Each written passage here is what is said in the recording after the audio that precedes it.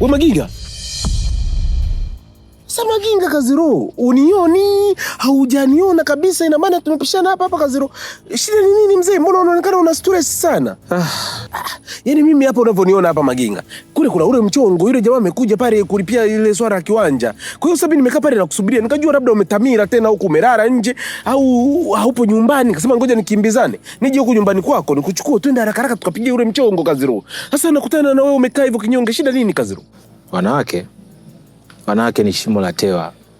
Muda wote unadumbukia. Yaani wakati wewe unahisi uliyekuwa naye ni sahihi, usahihi unakuja kusahihishwa na sahihi yenyewe ambayo inakuwa sio sahihi kabisa.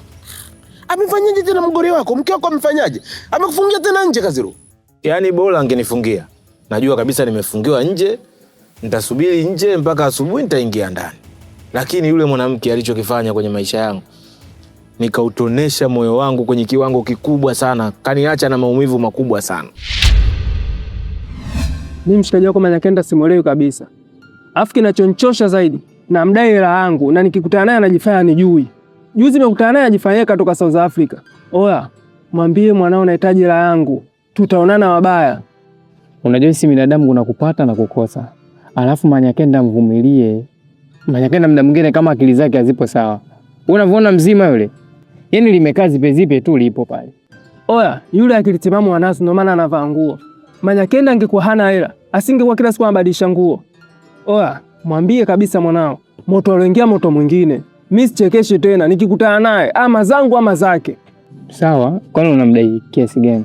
Manyakenda namdai takriban 30,000. Huu mwezi wa 6 anzungusha. Anapitia huko anatokea huko. Mimi namwangalia tu nafanya binadamu. Ila safari sicheki naye. Basi mimi nitazungumza naye. Wewe sio na shida na kisha pesa yako nitaipata.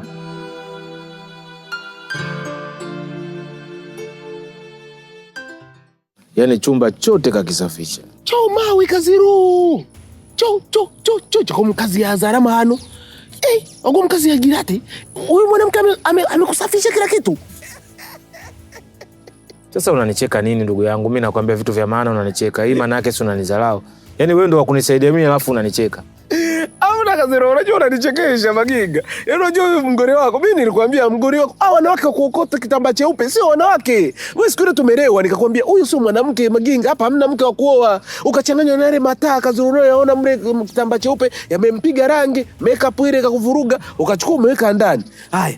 Mwanamke ndo huyo leo hii ya kushombora buri kantu ya shtura amechukua kila kitu ameondoka. Haya unaanzia wapi tena kakangu? Yaani nikifika pale nyumbani ndani kusema yo basi na kuna kitu kinakujibu yo, yani kweupe kwa yo yani ni pole sana Kaziro Maginga, pole sana. Lakini mimi nilikwambia pia Maginga, huyu mtu umjue basi. Sasa ujue hata alipo. Sasa haya hebu niambie yuko wapi sasa hivi? Kosa kubwa nililofanya sasa. Mimi mwanamke nilijuana naye juu kwa juu. Yaani nilikosea sana. Kwa hiyo mwezi wa kwanza nakaa naye, wa pili, wa kwanza alileta magauni yake 3 mawili. Wa pili akaleta 3 mawili mpaka akaja kuleta kisanduku chake kikawa pale nyumbani. Kwa hiyo kiserikali alikuwa mke wangu, ila kidini hakuwa mke wangu kwa sababu yeye ni Mkristo, mimi ni Muislamu. Ila mimi nilimpenda nikasema ngoja niishi naye tu, mambo mengine yote niachane nayo. Kumbe ndio nilikuwa natengeneza kosa kubwa sana. Unajua tupaswa kuishi na mwanamke ambaye hujui background yake, hujui unampataje, ndio hichi kicho nikuta mimi. Yaani Maginga hapo ndio ulipoharibu. Hapo ndio ulipoharibu.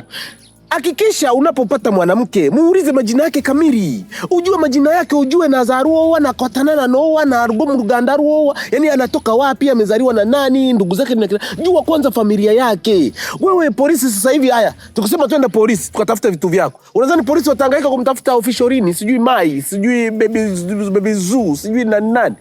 Hawezi kutafuta mtu kama huyo. Polisi hawezi kahangaika na upumbavu kama huo. Unatakiwa mtu umjue majina yake. Wewe umeishi na mwanamke mle ndani, humjui majina yake, hujui anapoishi. Haya, leo hii kuibia, unaenda kushtaki wapi? Yaani Maginga mpaka nikuatiriki sasa. Yaani nakuonea huruma kabisa Kaziro. Ila sema yote ya bwana alitoa na bwana atatoa, usijali. Wewe cha kufanya hapa anachofikiria, twende kwanza tukapambanie ule mchongo. Tupate hii hela. Huyu jamaa analipia hela kesha, amesema kiwanja anachukua. Tukishachukua hela, tutajua wapi pa kuanzia, utapata taka hela kwanza na wewe kamtaji. Mzee, nina shida na hela. Kuna hela kweli huko? Hela ipo Maginga. Yaani hela ilio ama hela gari. Twende.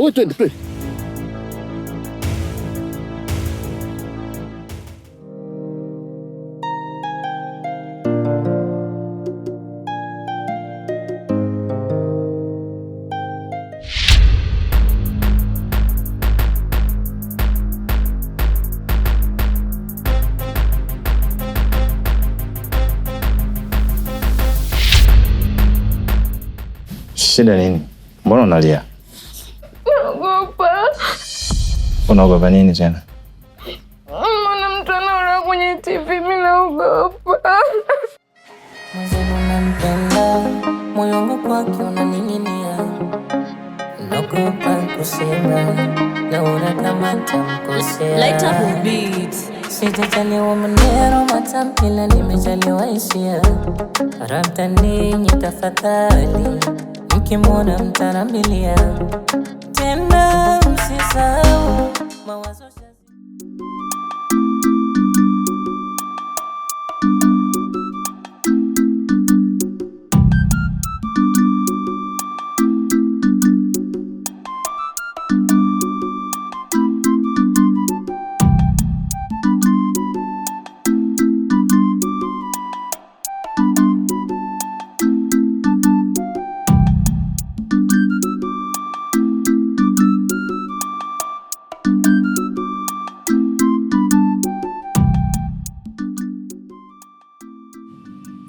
Ila mambo yakuwa mazuri kabisa nitokako. Hata hapa pia mambo hayajaenda vizuri. Yaani siku haikuwa nzuri kabisa. Ila ni mwendo wa kukaza tu. Tupambane bila kukata tamaa.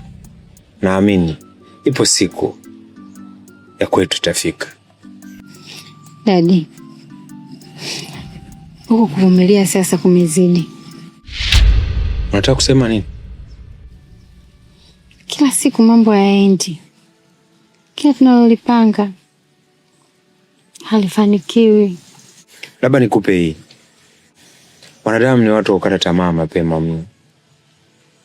Unaweza ukamkuta mtu anaishi miaka 10, 15 mpaka 20 kwenye maisha mazuri, yaani kwenye furaha na amani. Lakini kwenye shida na matatizo ndani ya mwezi huu mmoja ushindwa na kukata tamaa kabisa. Tunasahau ya kwamba haya yote ni ya kwetu sisi. Yaani tabu ni za kwetu, furaha ni za kwetu.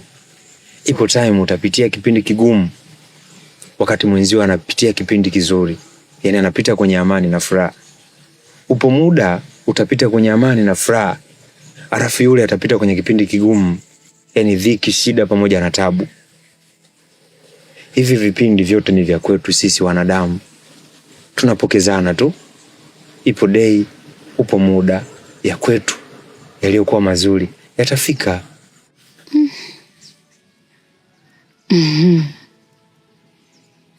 Haya. Ngoja tuendelee kuvumilia. Labda Mwenyezi Mungu ataleta heri yake. Adela, najua nimekukosea sana.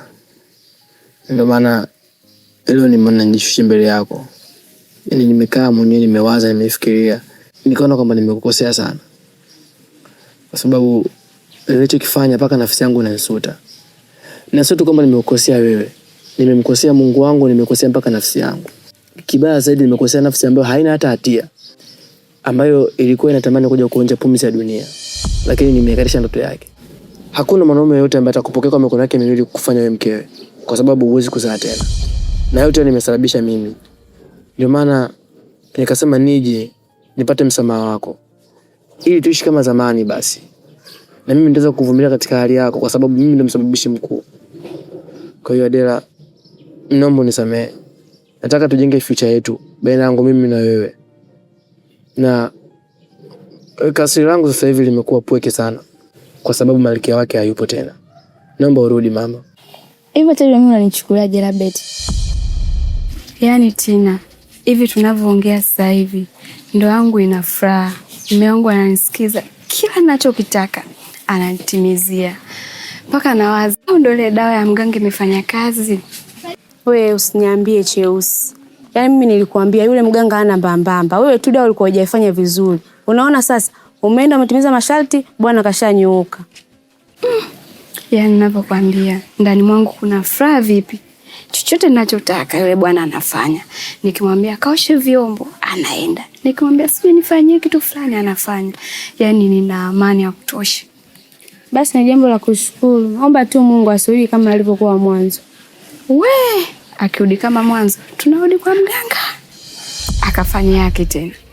Haya, nenda kajilie vyako, ila angalia hiyo dawa usije ukazidisha, akaja kawa chizi. Hata hamna. Chizi hawi, ila cha moto atakiona. Mimi sio mpumbavu. Alafu kingine, usione mimi nimetoka nyumbani kuja kusikia upumbavu wako, sawa? Hivi una roho gani? Umeniulia mwanangu. Umenichezea. Alafu tunasema nikusamee. Nikusamee. Nesi ile siku nakumbuka tulipokutana nikamwambia Chadi nakuchukia. Alafu kingine nakuheshimu tu, mimi ukaa hapa na kusikiliza upumbavu wako, nakuheshimu. Sijui unanielewa mwaname, nakuchukia. Alafu kingine sitakuja kusamee kamwe. Najua nastahili kila lawama, nastahili adhabu yoyote ile, lakini basi pokea msamaha wangu, kwa sababu unatoka ndani ya moyo, unatoka katika mtima wa moyo wangu. Najua ni kiasi gani nimekukosea. Ndio maana hata Mungu mwenyewe alijua kwamba waja wake hawajakamilika, akawashushia toba, akijua kwamba kuna kipindi utakosea na unahitaji msamaha wake. Ndio mimi sasa, mimi sijakamilika mama, nimekukosea, naomba unisamehe. Unajua nahisi nilipanic tu, kwa sababu wewe mwenyewe unaelewa, wewe ni mwanafunzi. Hebu imagine hiyo mimba ingekuwa kubwa, alafu ningekamatika kwamba mimi ndio nimekutia wewe mimba. Mimi ningekuwa kwenye hali gani sasa hivi? Ningekuwa ndani. Kwa hiyo nikapanic, nikaogopa, ndio nikafanya maamuzi yale. Na ndio maana nilivyokaa nikiwa mwenyewe nikafikiria, nikaona kabisa nimekukosea. Naomba unisamehe. Au kwa sababu ushajua udhaifu wangu upo wapi. Ndio maana ukinigusa tu mimi nalegea.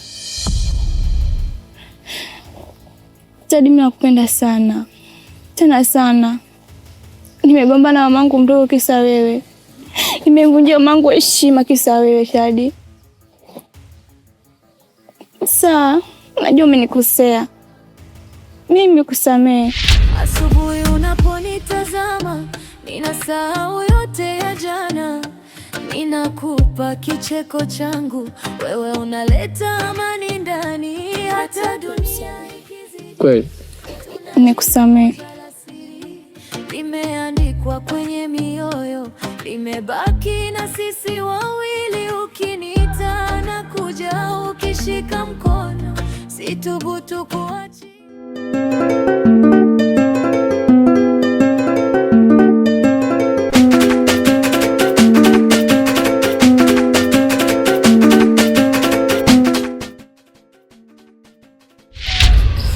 Mamdogo, msubiri kwanza.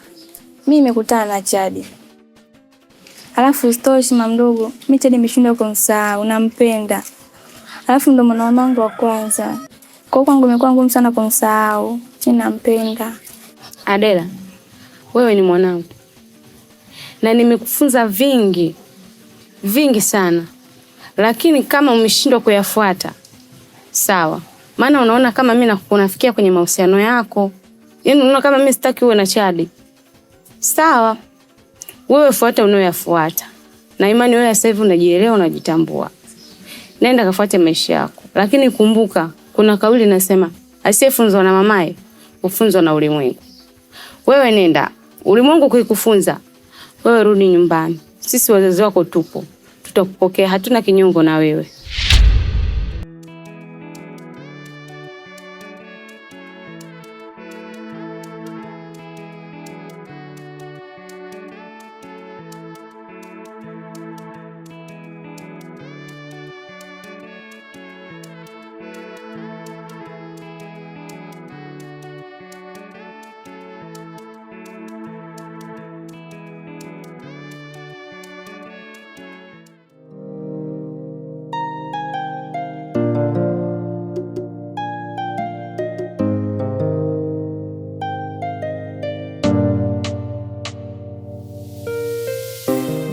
Vipi? Umeamkaje? Namshukuru Mungu. Sio mbaya sana. Sawa, niligonga sana mlangoni kwako na kunisikia. Mimi niko nataka nielekee kazini, maana leo nitachelewa sana kurudi. Basi ngoja nikakuandalia chai. Kwa shaandaa chai?